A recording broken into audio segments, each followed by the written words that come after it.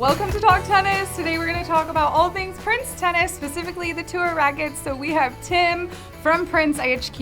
Most of you guys already are well versed in this guy, so thanks for joining us again. Thank you, Michelle. It's great to be back.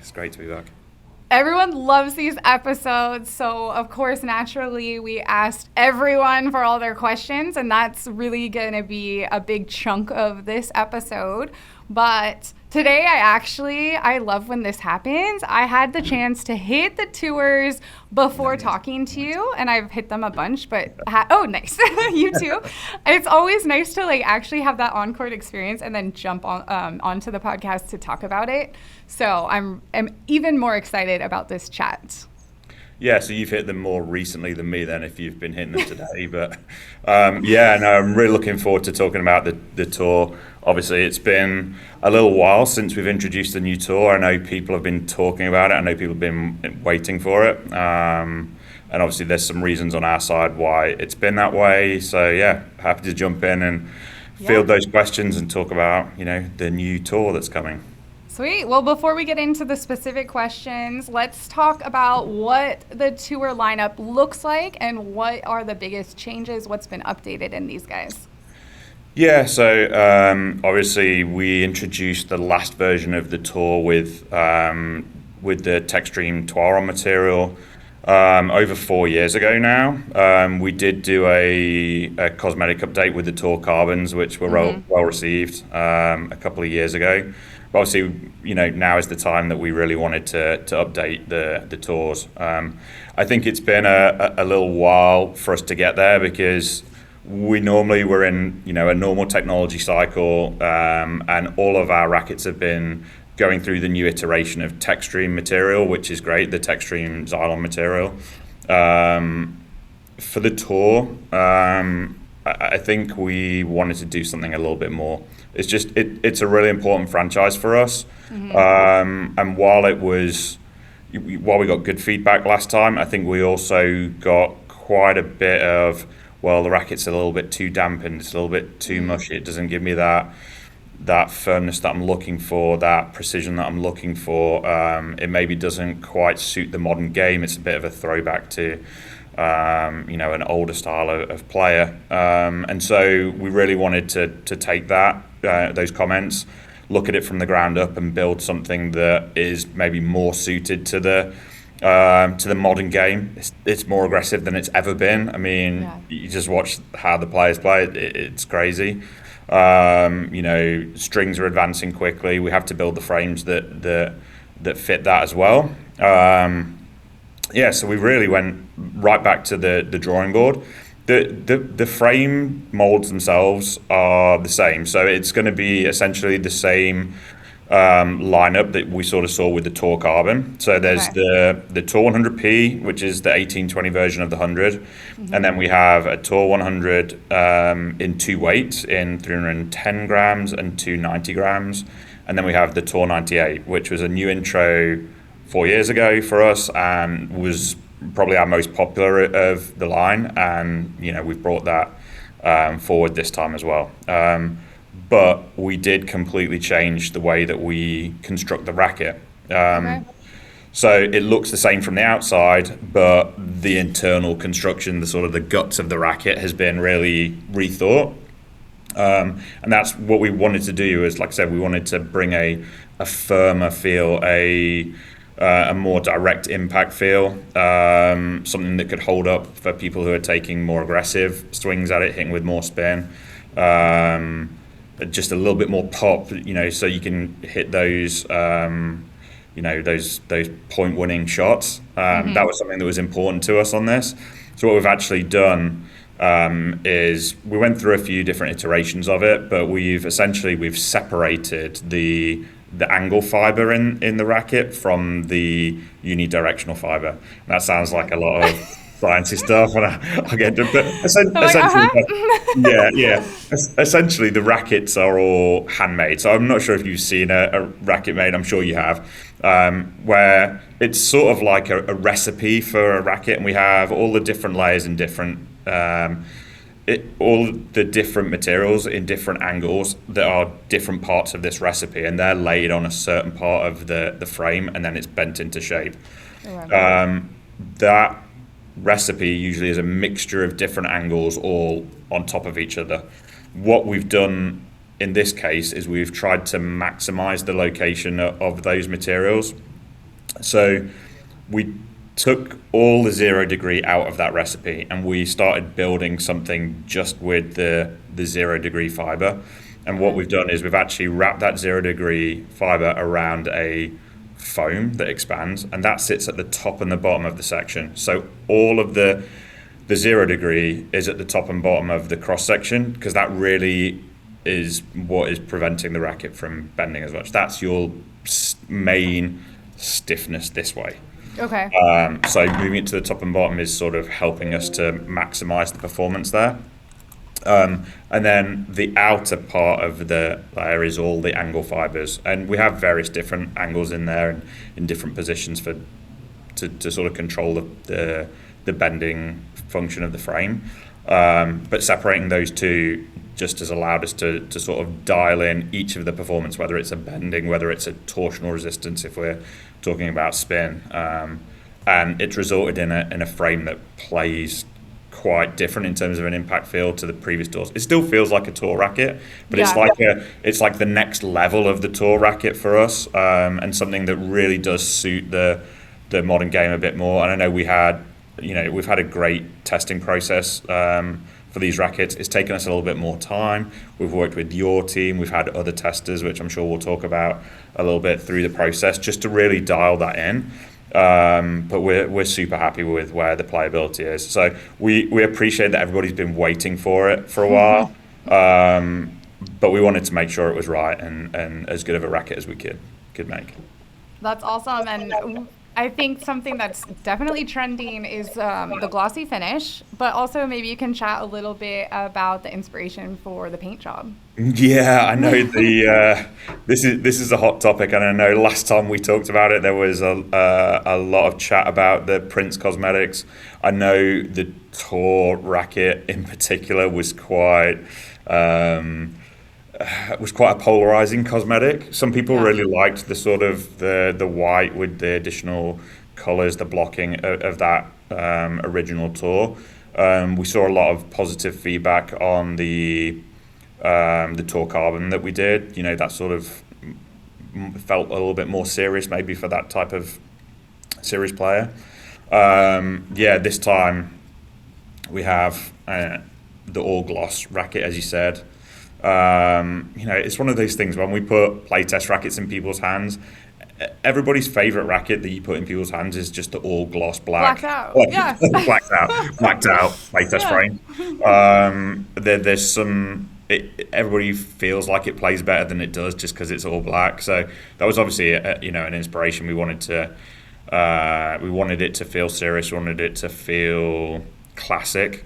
But there's some tweaks. There's the pops of orange in there, which sort of harkens back to the old 03 Tour that had that sort of ambery orangey color in there. We've got some nice sort of details with sort of a 3D textured feel on certain parts of the racket that just sort of elevate that cosmetic. But it's super clean. It's super clean.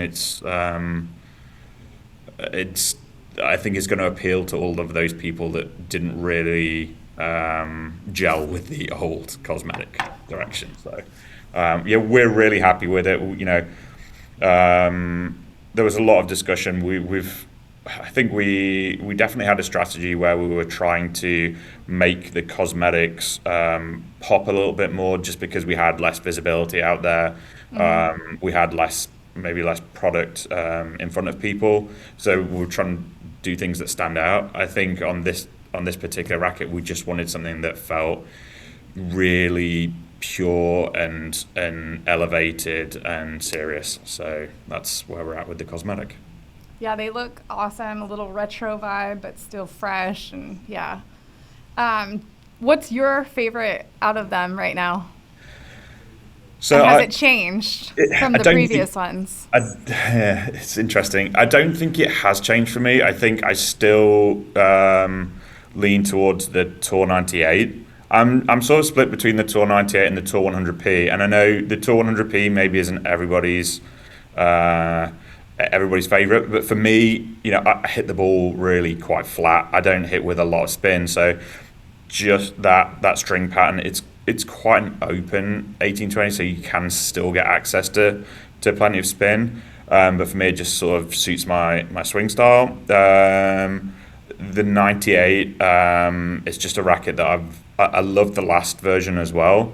I just feel really dialed in with it. I'm not moving as fast as I used to, so I should probably go to a slightly bigger head size. But there's just something when you connect with that racket out the middle, it's just it's a great sensation. So I would probably lean towards the 98.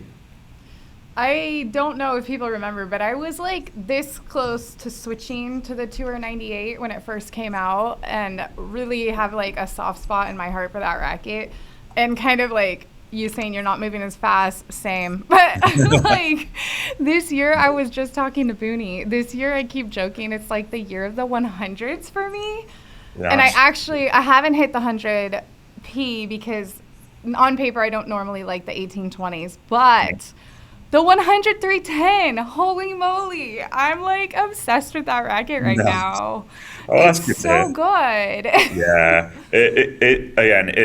I think if you hit the previous version of the Tour 100 and 310, I think you'll notice the difference in sort of the feel of the new one, the firmness, and just having that little bit more pop. I think Yeah. you hit a big ball, so I think having that racket is that's quite an open string pattern on it. You get plenty of access to spin, but I just feel like with that slightly softer frame that we had before, people that hit the ball quite big were just struggling to really connect with it. It just felt too. Yeah, you can't And get anything again, out it of was it.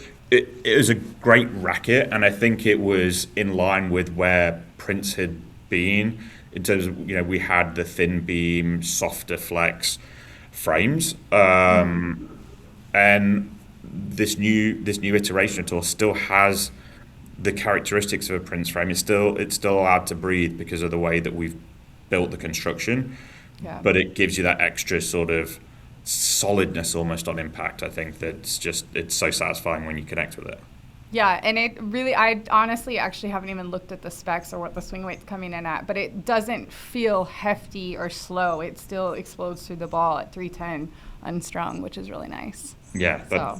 I'm glad you said that. So we'll have to. I'd love to hit with you next time that I'm down Yeah, there. yeah. And we can, I can get your feedback in real time because that's one of Yeah. my favorite things is to watch people hit the new frames and get their impact. But yeah, no, I was going side by side. I was on the court with Booney. I was going side by side with the 100 310 and the 98, and both of us play very different tennis, and both of us are enjoying the 310 better than the 98. And I kept going back to the 98 being like, no, I'm gonna like this one better. And there's nothing wrong with either, but there was like I just kept going back to the 310. So like I said, Interesting. it's the year of 100 Year of the square inch 100. rackets for me.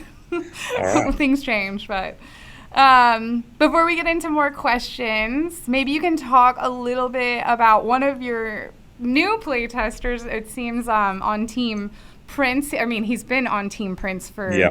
a long time, but now he even has, it seems like, more feedback and invested interest. And we had a chance to hit with him and talk to him in the desert. And I know Chris had a chance to connect with him. So give us a little bit of a rundown about this new partnership. Yeah, so like I said, we've had a really good play testing period for this racket. We obviously worked with your team, but yeah, we've been working with Luca Pouille.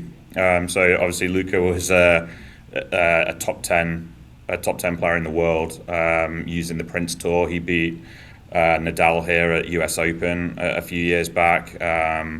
And now he's come on as part of our team based out of Europe, and we've been working closely with him throughout this process on the tour. So just having his input and his feedback, and he's like one of the nicest guys that you could ever meet. Literally. He's like, and his tennis, by the way, his technique is just like absolutely flawless. I'm just like, I watch him play, and it's like you forget how easy he makes it look to hit his shots. Because we were there with him in the desert too, and I had a chance to hit with him on the clay, and I'm like, oh gosh, yeah, it's been a little while. So, but yeah, no, it was. It's been great working with him because he's so open and honest and willing to give his time. You know, we were out on court with him we went out at like 6 a.m. to go and do some stuff. So yeah, it's been great. I know Chris met with him in Europe and got a first hit of the tours out there. You guys did some stuff with him when we were down at Indian Wells, which again was great, and we continued to work with him on new stuff as well. So it's really exciting for us.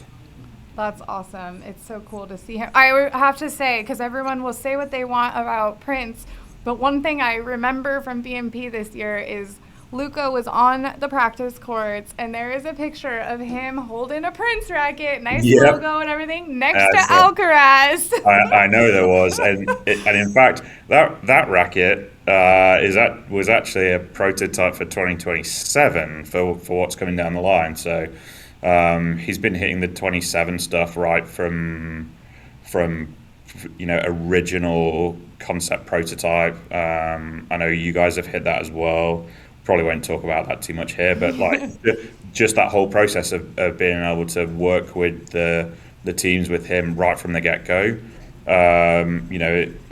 In the past it's always been we'll give final product and people will test it and whatever, but I think being able to get feedback right from the beginning has been sort of really cool for us, particularly with a guy with the ability and the understanding of the modern game as Luca. Yeah, and it was cool. You were sharing the story that he had hit that morning, and he was so excited that he took the prototype with him and was like, "I have to get this in someone's hands." Yeah, which is wild. It was like, crazy, It was those samples came in like the day before we went down to BMP. And they're with like cut plastic parts and factory string. We didn't even have a chance to restring them. He pulled it out of the bag after we'd been doing some stuff with the tours, and he was like, "What's this?" And then I was like, "We can hit with it." Like 2 balls. He stopped me. He was like, "This is crazy. Like I need to take these right now and get them strong and go and hit with some some of the guys that he's practicing with." So that's super exciting for us. There's work to do on the frame. Like we know that it's definitely a first a first prototype, first round. We have ideas of what we need to change on it, but just to know that we're sort of on the right track with that frame, particularly for him, is really cool. It's really cool, and I don't even know if he's officially retired from tennis. I know he's coaching. So he's obviously had some injury concerns over the last year. He's had his Achilles that he did, and then some wrist issues. But he's still I think he still has ambitions to be back out and on court. I can't speak for Luca, but the talent is there, and if the desire is there, then I don't see any reason why he can't. But yeah, he's coaching right now. Which is really cool. So he's still in and around the tennis world, and he's involved, and he sees everybody. So yeah, it's great to have that inside track as well. Nice. Okay, we're gonna jump right in because there's a lot of questions we gotta go through. Yeah. I started to try to organize them, but I didn't. So we'll just get in there. What are the most noticeable changes compared to the previous series, including flex, feedback, and power? So like I said, I mean, the biggest change, of course, by far, is the new ISO fiber construction. We have updated the racket with the Zylon, but the ISO fiber construction is really what is making the biggest changes in the feel and the impact.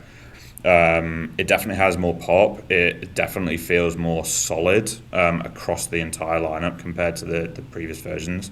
And it's not necessarily just a stiffness thing. It just the whole frame just feels more connected and direct than the previous one. So I think those are that's the biggest for sure. You've kind of gone, as you know, sometimes these questions get a bit redundant, but foam filling in the new Tour Racquets ? Only knock on the previous version was a slight hollow feeling. Yeah, so there is foam. It's not a fully foam filled frame, so it's like a partially filled frame. It's still, the majority of the frame is still hollow. But I think the sensation when you hit the ball, it doesn't feel like tinny and hollow or anything like that at all. It feels very, very solid on impact. So partially filled, I guess. Yeah. Is the answer. And I was actually going to say, we obviously, you guys are awesome with us and send us prototypes along the way. And now I'm like putting it all together in my head. I remember hitting second round, or like it wasn't complete yet, and I remember kind of feeling like the racket was feeling a bit tinny. So I don't know if you changed anything from then to there, but it doesn't feel that way anymore. And Michelle, that's always part of the process. We go through cycles and iterations, and so because we're working with you pretty closely on development and stuff now, you are hitting earlier samples which don't always feel like the final frame is going to feel. And obviously we can take input from you and from Luca and from other people that we're testing the product with, and then take that back to sort of the cutting room and change the layups and change some of the features of the frame. So yeah, where we've ended up is where we wanted to end up. But obviously, yeah, you probably remember an earlier version that maybe didn't quite feel as nice as we wanted to. And that's part of that whole, particularly when you're testing a new construction and a new technology. I think there's always going to be a little bit of that in there. It doesn't quite, you go too far one way and then it just feels not right. But once you dial it in after a few rounds, then hopefully you get to where we've got with the tours, which is great. Absolutely. Here's a great follow-up question. How does Prince make decisions on whether or not to make larger changes, like a new variant such as the ATS 98, or changes to existing models, string patterns, versus making minor adjustments and tweaks to the layup? Yeah, that's a great question. We have our main racket franchises. We have the Legacies, then the Ripstick and Ripcord, the Tours, and the Phantom line. And we usually go through a cycle of like 3 years on a major technology or a bigger change. Obviously, from model to model, we take on board a lot of the feedback that we get from people who've played the rackets, reviews, talking with you guys who are obviously intimate with all of our rackets because you use them a lot. And we have to take that on board and see, well, does this need to be a minor change where the racket's already good and we're just going to tweak it? And in some cases, that's the case, and we don't make big changes. And then in other cases, we're like, well, even if we think the product is good, like the last Tour 98, it reviewed really well. People love that frame, but it was still like, well, we still want to go further. We just think the game has changed enough, and what we want to achieve with the racket needs to be better. Like, we just need to get to that next, step with it. So that's where we'll make a decision that we need to look at things a little bit deeper and change things a little bit more and test things a little bit more. So that's really most of the process. Obviously, there's internal conversations. We have conversations with our partners around the world, what they're hearing. And then it's just a process. It's we go through cycles of things, but that's really how we get there. The next question I have leads perfectly into what you were just talking about, but it is so interesting for me to think, because I know a little bit more about how the sausage is made, and it's like once you launch something out into the tennis world, it's already being worked on for an update, which is wild because the way tennis is going right now, how could you even imagine what's going to happen in 3 to 5 years on tour with recreational tennis? Like, yeah, it's difficult. Obviously, we have more information about what's coming in our lines as well, and what we're testing for 27 and 28, what's happening with strings, what's happening in the ball world, all of those things that we have a little bit more understanding of what's coming. So we're able to sort of anticipate things for the next Trends. version Yeah. anyway. And then it's just, you just have to take on board input and feedback, and it's one of the most challenging things, because everybody has an opinion on what you should do, what the specs should be, I was talking the other day with Jason, and it was like, well, I wish this racket was like, we just wished that the 310 racket was 305, or we wished it wasn't as big of a gap between the 310 and the 290. And I'm like, we've been there. Like, we have so many rackets in our line across the world, different rackets in different regions. We can't have a racket that is 100% correct for everybody. The 290 for us is such a great platform frame to be able to get to 300 if you want to spec it up, but we just can't do, we can't do every single spec. So, it's a challenging one, but a fun challenge. With that being said, we got 2 comments that say, bring back the XO 95s. Nobody will buy them but me. And then someone else said, a vote for the ported Rebel. So there's like those ones that they're like, wait, I'll be the one person to buy this, but I also know that it might not. And look, the OPorts are a great technology for us. It's been something that has been part of prints now for quite a long time. We still have them in models in our line. We have them in our legacies. We have them in the Ripsticks. We have it in the 03 Phantom now. It's definitely something that we're open to consider. But when we get to things like, can you do a 93 with OPorts and in this spec, and it's just it starts to become so niche. It would be great for that one person that wants it. And there's always people that it's either that, or they call out that they want us to bring back an old frame that, again, there's going to be there's maybe 100 people out there that would love it, but it just isn't gonna work for most people. So we take it all on board, but you have to be able to filter. You have to be able to filter what's coming and try to at least please as many people as you can, and build something that you think is going to appeal to as many as we can, but while still sticking to what we do as prints. Absolutely. And back to the tours, this is a great question that I think falls straight into line with this update. They said there's a lot of talk about modernizing rackets these days, especially with so many pros switching. How does Prince try to adapt a best-selling racket with its DNA set over a decade ago to changing with the market and maintaining its core identity? Yeah, and it's a really interesting question, because the tours have essentially been a decade's not wrong. I mean, Luca was using the Tour 100p on tour. I think it was 2017 he beat Nadal here. I go back and look. And Eagle used it in the French Open when she won, and so the tours have been around for a long time, and that's the same with all of the brands actually. We're on version whatever 10 on the 10 on blades, and 13 or something on Jordan. Yeah, exactly. It's like sometimes you have a franchise, you have a racket that works. It works. That people enjoy playing with it.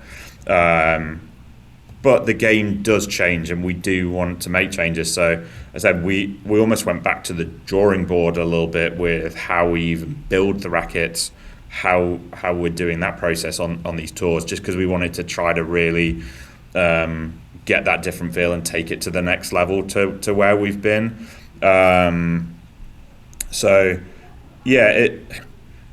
Fundamentally, you're trying to keep the same characteristics that people enjoy, but just give them something that's elevated to really just take their game somewhere different. So that's what we're trying to do. I'm sure that's what every brand is trying to do. we just do it in a different way. Like we're willing to try some different things and do some different constructions and do some different technologies to get there. Nice. Well, speaking of the modern game, I mean, I keep joking that we don't need, and you've said it yourself too, we don't need smaller head sizes per se, but there's a few comments about the 95, and one person said, waiting to find out what they've done with the 95. Mm-hmm. Someone else said the 95 is the best player's racket in the tour range, but it's rapidly becoming, that's a great word, anachronistic. Can we have virtually the same racket in a 98? And then someone else said, while I love the 95 and it's relatively easy to play, I love the ATS even in the modern age. What is being done to ensure it stays relevant? So what say you about this? So I wouldn't say we don't need smaller head sizes. I think there are certain players that really enjoy a smaller head size. I'm one of them. I'll be honest. I have quite a flat shot. I'm not hitting with aggressive spin, so I maybe don't need such a big head size. When you connect out of the middle with a smaller head racket, there is just a sensation that you cannot mimic in a bigger head size. It just is impossible. There's a compactness, the way the string bed flexes in the frame compared to the way that the whole frame bends. It's just different. So if you can handle that, if you have the right swing for it, I think there's definitely a place for a smaller head size. And people will probably be happy to hear that it's something that we are in the process of testing now. So it's not coming with this original group, but it's definitely something that we know there is a place for the Tour 95. Because we sort of skipped it a little bit with the Tour Carbon, and because we went, back to the drawing board, I think it's just taking us a little longer to get it dialed to where we want to, and we know that particular group of players is passionate about, like super passionate about the way that racket plays. It has to be right. So, keep your eyes peeled for it. I'm sure we'll be back talking about Tour 95s at some point later in the year. But yeah, it's definitely something that's in the pipeline. Okay, that's good to hear. Kind of another thing that we probably can't really talk about, but we did see the carbon color. So are you able to give us any hint of some alternative colors that might be coming down the line? These have, as we record this, they haven't even launched. I know of some, I know of something that I think is really cool. I know of something too. How much can we say about that right now? I don't want to get in trouble, but I don't know. There's actually footage of me hitting. Yeah, there is footage out there of a I was like, I've already said too much. A purple tour that might be knocking around somewhere. So again, that's one. Look, I'll leave it there. But if you notice a purple tour that's sort of out there, then we'll definitely be back talking about that one. There will be some chatter, I'm sure. Yeah, will definitely be some chatter on that one. It's something that we're really excited about. It's something that we're really excited about. It's a great project that we're on. So yeah, we'll do a combo pod for that. Yeah, let's do that. Let's do that. For sure. We'll just leave that there. Tim, do you have any string suggestions, general type or specific brands, which I'm sure he's going to say Prince, guys, for the current ATS 310 and or the new version coming soon for a rec player who wants comfortable power? I currently use Prince Lightning Pro 16 for my mains and a revolving door of 17 gauge polys as the cross. I previously had it switched with the poly in the mains, but my current setup is more comfortable for my arm. Okay, there's a lot to unpack there. Yeah. There's lots to unpack. That's quite a specific string setup. Putting the polys in the crosses and the multis in the mains. What is this? This is the Prince string, I'm sure. What is it? You should know. I mean, you got that's your strings help. I don't know what you got in there. It's probably It's orange. Diablo or Vortex. Might be the Vortex in the orange. Yeah. I was gonna say this. I really actually like in the 310 right now because it's like pocketing really well. Yeah. And it's giving a little bit of power, but still all the control. Yeah, I mean, I think when we tested them down in the desert with you guys, we were hitting them with the Vortex in there. Okay. So it probably is. It probably is, is I that think, that yeah. you've got in those. And Vortex is a really nice string. It has a slight shape to it, so it's going to help a bit with the spin as well. I think for somebody that's hitting a poly multi hybrid and obviously putting their polys in the crosses. I mean, that setup is going to be so subjective to that particular player. If that's where you're dialed in with, I think that's probably where you'd want to start with the updated frames too. Obviously, knowing that they do have a little bit more pop to them, so maybe you just want to maybe lower the tension just to soften up the string bed, but that's going to just give you even more power and pocketing than before.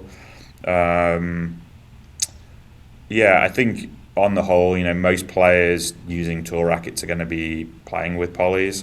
I'm absolutely loving the poly hybrids at the moment. So Yes, I really like we have the Vortex Triad hybrid and putting the triangle strings in the mains and the round polys in the crosses. That seems to just give me, again, I don't hit with a lot of spin, but that just helps me get that little bit more bite and dip on the shot. So that's just something I'm into at the moment.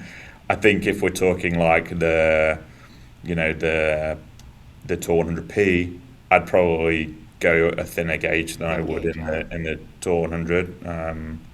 So those are sort of general suggestions, but yeah. honestly, I mean, I could branch out yeah. to some other brands, but I don't want to offend Tim. We understand that there's a lot of good strings out there and Yeah. and a lot of good rackets out there. And I always encourage people to go out and try, because everybody's swing and everybody's game style is different. So I'm not going to hit here and say that we have a solution or any brand has a solution for every player. So Right.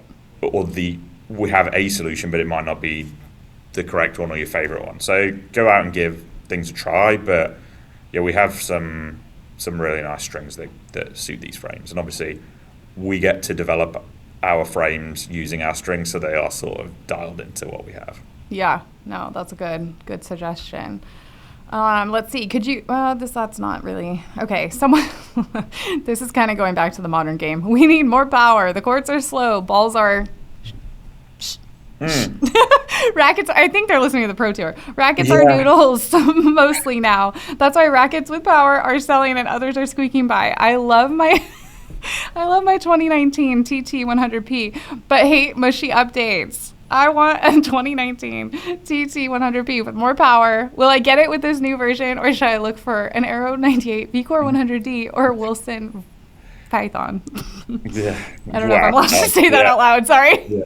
Yeah. So, well, again, a lot to unpack, but obviously we understand that, and so that's we know that the second generation of the Tour, when we moved to the Tour arm, was more damped and more flexy and compared to the first version, and we had people that really loved the first version and didn't like the second version as much, and obviously with the way the game's changed, we knew we wanted to go back in the other direction again, because we'd gone a little bit too disconnected. So they're definitely going to get more of that with this frame. They're definitely going to get more power. They're definitely going to get a more solid connected feel with the new version. The balls, I mean, we could do a whole other podcast on what's happening in the world of tennis balls. Look, part of it is players are just, I mean, on the tour in particular, and with the strings and with the way people are playing, they're just killing balls. Like, obliterating. 25 minutes and the ball's like 25 minutes. People have never hit the ball the way that people are hitting it now, and the strings aren't moving. The strings are the strings are moving more now than ever, and they're shaped, and it just like the tennis balls cannot hold up whatever's done. But obviously, there's some issues there as well. So we can't have a racket that's going to fix those problems, because that's just the way the game of tennis is at the moment. We can look into the ball situation and try to figure that out. But yeah, you're going to get more power from this racket, and it's something that we want to see. We've talked about this from the beginning of this podcast. It's been on our mind the whole time. So yeah, it's a better version of the Tour for the modern game. Yeah. This is another kind of question, kind of falls right in. We've seen some 1620 rackets, 98 1620 string patterns this year do really well, and they've been in the market before, so they're wondering if there will be a competitor from Prince to combat these 98 square inch 1620. Honestly, to me, and no one asked me, but this feels like the new tweener racket. It's like these rackets that are powerful spin, but you still have control, but now 1620. Everybody's looking for everything, and you can never give them everything, but it's a way to have the best compromises to build that type of racket. Look, I think I talked about this on the last podcast as well. String patterns and RA stiffness are maybe two of the things where people go, oh, you have to make it in a 1619, or you have to make it in a 1620. It has to be a 67 RA. And I'm like, we can change the string pattern. I can make the exact same racket with two different 1619s with completely different spacing, and they'll play totally different. Just saying make a 1620 isn't necessarily the answer. We want to make the best playing racket that we can, and so the string pattern will reflect that.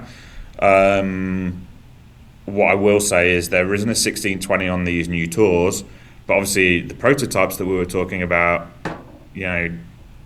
earlier in the podcast, there is we have been hitting a 1620 option in that. So,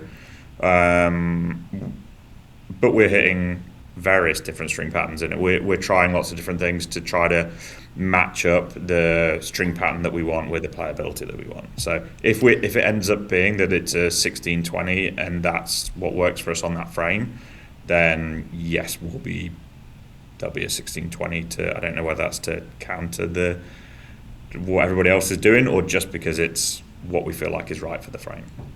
And looking at the Tour 98, I don't know where the camera picks up, but there are some, you can see that it's a dense 1619. The sweet spot is dense. It's not super open. It's gonna be a very predictable feel off the string bed.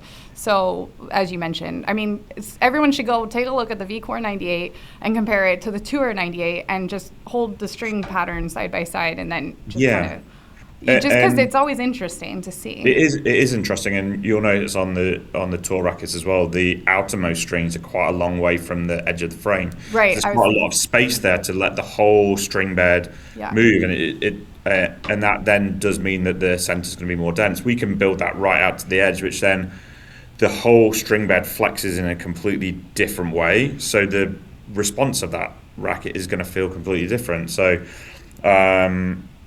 we will go through, and that's why we do, like I said with the prototype before, we'll do just cut plastic parts on the original prototype so that we can try different string patterns, we can try different spacings and things to really dial it into where we want it to be.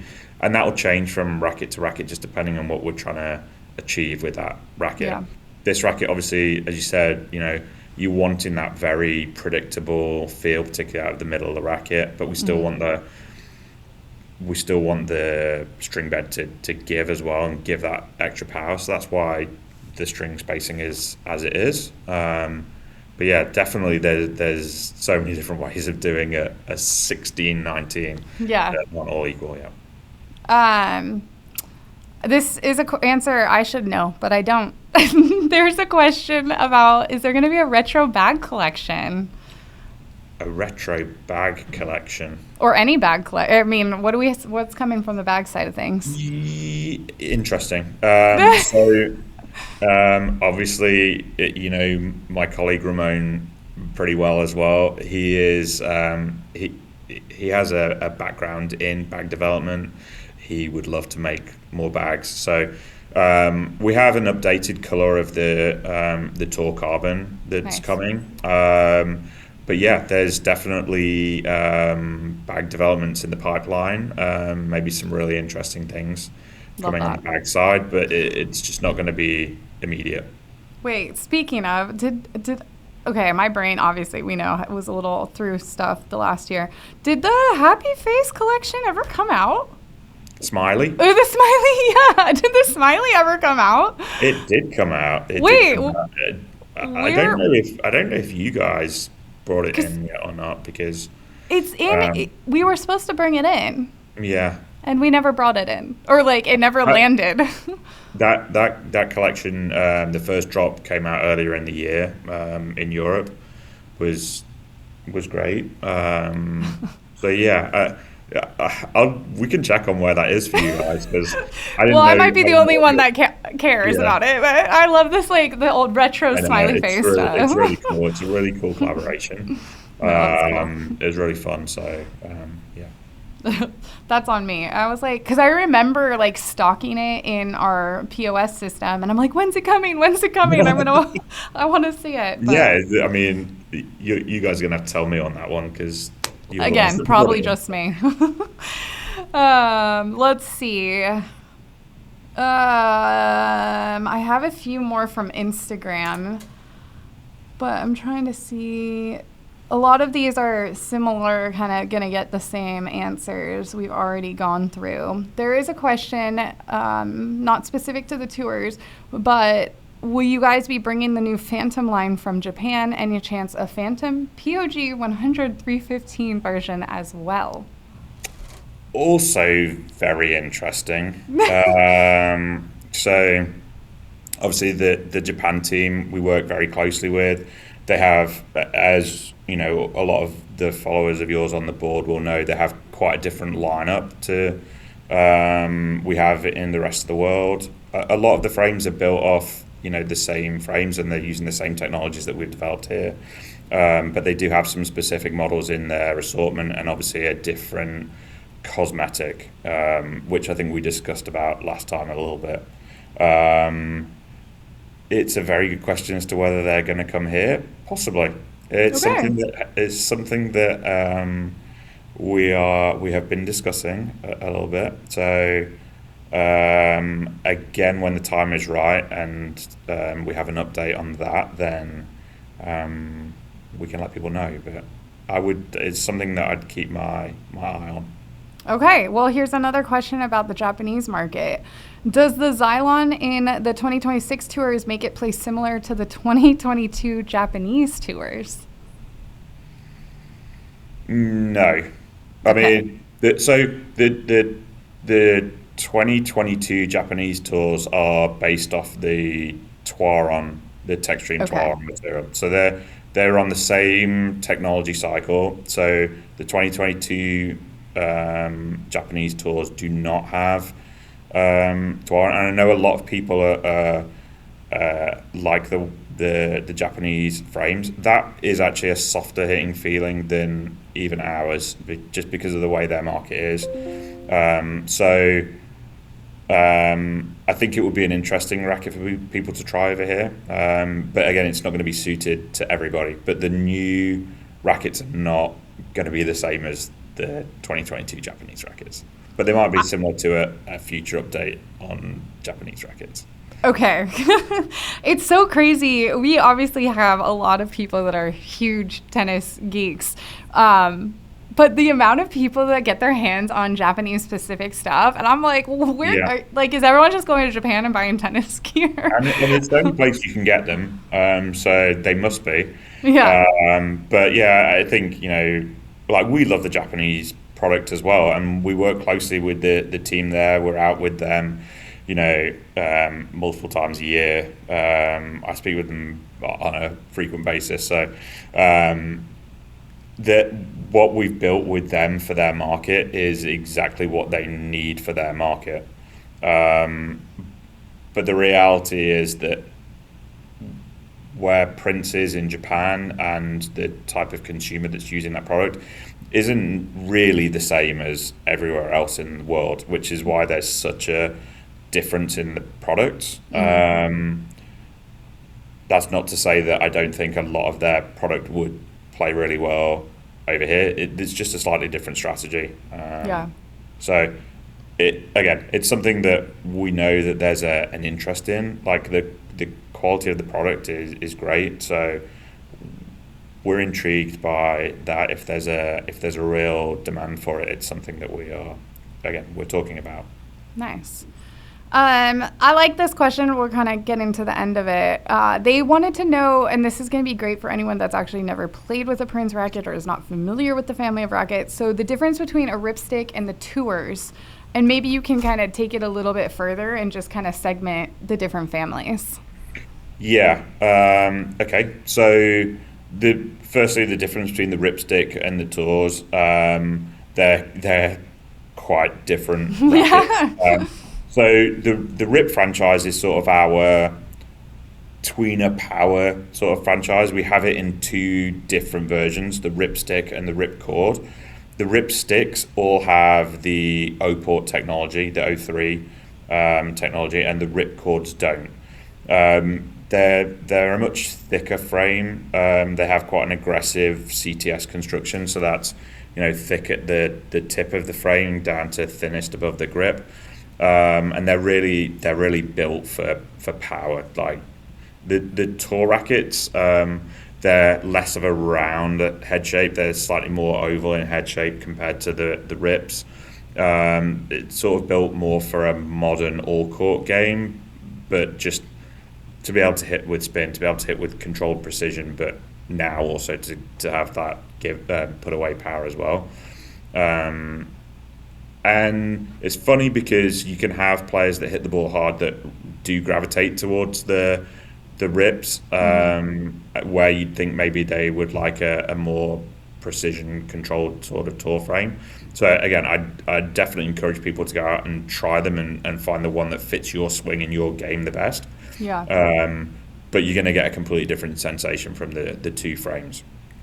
Overall, like I said before, we really have four main performance franchises. They're the Legacy, which is the sort of the classic Prince oversized rackets. They've got all the bells and whistles. They've got the O3. It gives it a huge sweet spot. Lighter weight, really easy to swing for people with a slightly slower swing. Then the Rips are below that. Those are the power frames. Then we have the Tours, which are our sort of all around sort of almost like a tweener frame now, but it's more of a modern player's frame. And then we have the Phantom, which is the super thin beam, classic Prince feel. Those sort of like flexy thin beam, round head player frames. Nice. Awesome. Well, I think that answers most of the questions you've talked so extensively about this update. Can you just give us a heads up? And I'm not 100% sure when this episode will launch, but we're hoping to get it out there as soon as we're allowed to. So what does the activation for the Prince Tours look like moving forward? Yep. So the rackets that we talked about, the 98, the 100p, and the 200s in the two different weights, will launch on May 19th. We'll be rolling out lots of things before that. So obviously, keep an eye on Prince Sports on Instagram, Prince Tennis on Facebook. You'll see all of our stuff start to roll out towards the beginning of May. We'll start talking about the features and some of those things, which would be great. We're going to do a big activation at the French Open, which is going to be really cool this year. So there'll be a lot of that's posted as well. And then later in the year, keep an eye out for some special versions of the Tour rackets, and nice. We'll definitely have some more moments in time later in the year with the Tour. But these first rackets are going to launch May 19th, and we're super excited about it. Nice. And hopefully by then, you guys will have watched some of the content that we've done with Prince, with Luca. We actually got a chance to review the Tour 98 with Luca, which was like so nice and fun. And I enjoyed it. I enjoyed watching it. So I was going to say, as you said, that guy, he is such a nice human, and it was just really a fun experience. So amazing. Anything else we need to know? No, I think that's it. We're really excited about this launch. We really believe in the updates that we've made. We hope everybody really likes the changes and the way that the frames play. We encourage people to go out and try them. That's the single best way to know whether it's right for you. So go out and try them. Keep an eye out. Like I said, Prince Sports on Instagram. We'll be rolling lots of things out. I'm sure you guys at Tennis Warehouse will have lots of content coming as well, so people will be seeing a lot of it, and yeah, that's really it. Awesome. Well, and as you guys know that are listening, Prince is one of the brands that sees everything that you say, whether it's on the message boards or YouTube or Instagram or Facebook. So we would love to continue to hear your feedback. I know, Tim, your team does so well. Like, you are one of the best to work with because you guys genuinely appreciate feedback, good, bad, everything in between. So it's always easy to work with you guys. And we've seen literally everything, so... I apologize. Again, we totally understand. We know there's a lot of love for the Prince brand out there. There's a lot of demand for products, and we want to be able to make the best product that we can. So we do hear people's comments. We don't get upset about it. We just want to try to make the product better. We want to try to communicate with people better. We want to try and activate things in a different way. We want to try and get our message out there more.